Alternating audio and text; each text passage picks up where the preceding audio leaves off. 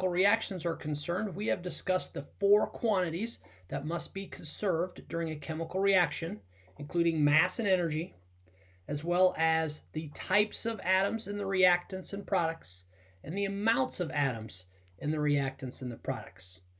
To conserve the amounts of atoms, we discussed balancing chemical equations. The purpose of this video is to discuss the different types of chemical reactions. We have a very general chemical reaction here as a review. Remember, a chemical reaction occurs anytime the atoms of the reactants recombine to form new substances as products. The reactants are what you start with during a chemical reaction. They are the inputs. The products is what is created during that chemical reaction. They're what the outputs are. We're going to look at some chemical reactions today, and we're going to specifically look for indicators that a chemical reaction has occurred. There are 3 things we're going to look for. Was there a color change? Did the products have a different color than the reactants? We're also going to look to see, was there a temperature change of some kind? If there is a temperature change, chances are we had a chemical reaction occur. The last thing we're going to look for is, did we produce a new phase? Did we start with a couple solids and make a liquid? If that's the case, there was probably a chemical reaction that occurred. So let's take some time to look at the different types of chemical reactions and an example of each. We will start with a composition reaction. A composition reaction occurs when 2 or more reactants form one product.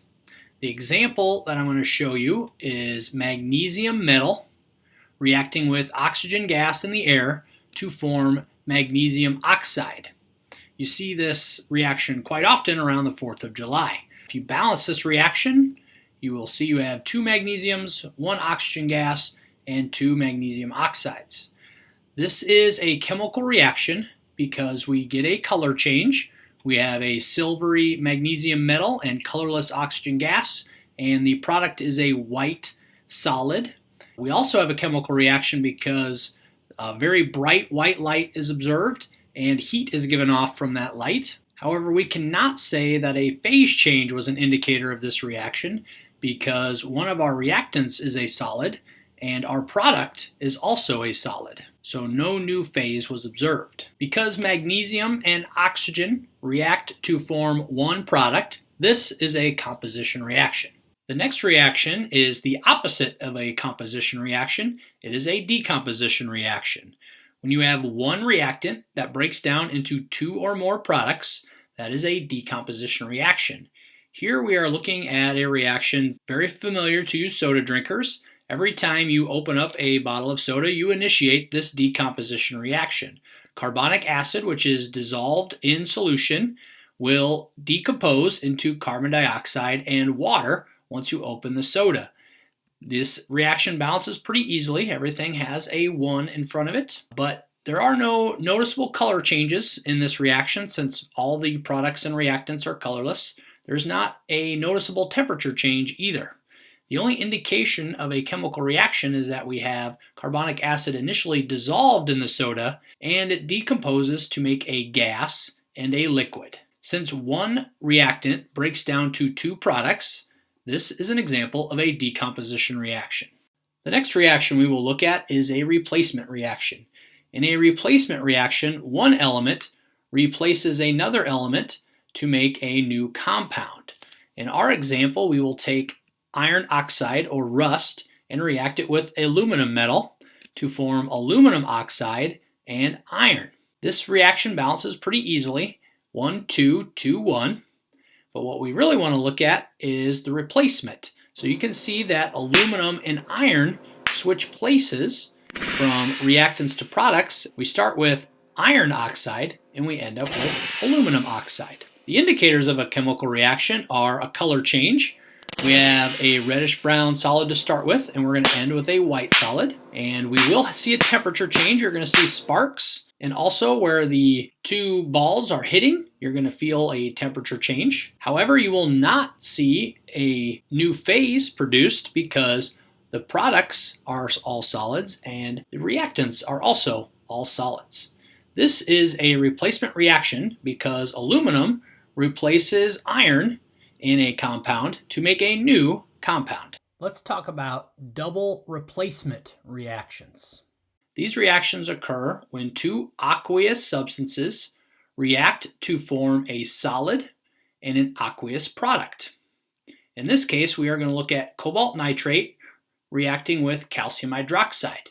Cobalt nitrate is pink and calcium hydroxide is colorless. The products are a blue solid of cobalt hydroxide and a colorless solution of calcium nitrate. The reaction looks fairly complicated, but it actually balances pretty easily. There is a 1 in front of each product and reactant. The indicators for a chemical reaction that we can see are obviously a color change. We start with a pink and colorless reactants, and we get a green and colorless product. Cannot really measure temperature change here, but we do get a phase change. We start with two aqueous reactants and we make a solid product. Because of that, we know this is an ionic or a precipitation reaction. The final type of reaction we will look at is a complete combustion reaction. This occurs when you have some type of organic substance and you burn it in the presence of oxygen. The products are always carbon dioxide, water, and energy. In this case, we're going to look at ethanol reacted with oxygen to form carbon dioxide, water, and energy. This reaction balances as follows. We have 1 ethanol, 3 oxygens, and that will get you 2 carbon dioxides and 3 H2Os. We're not going to see any color changes because all the products and reactants are colorless. However, we will definitely notice a temperature change. A combustion reaction definitely releases a lot of heat energy and light energy.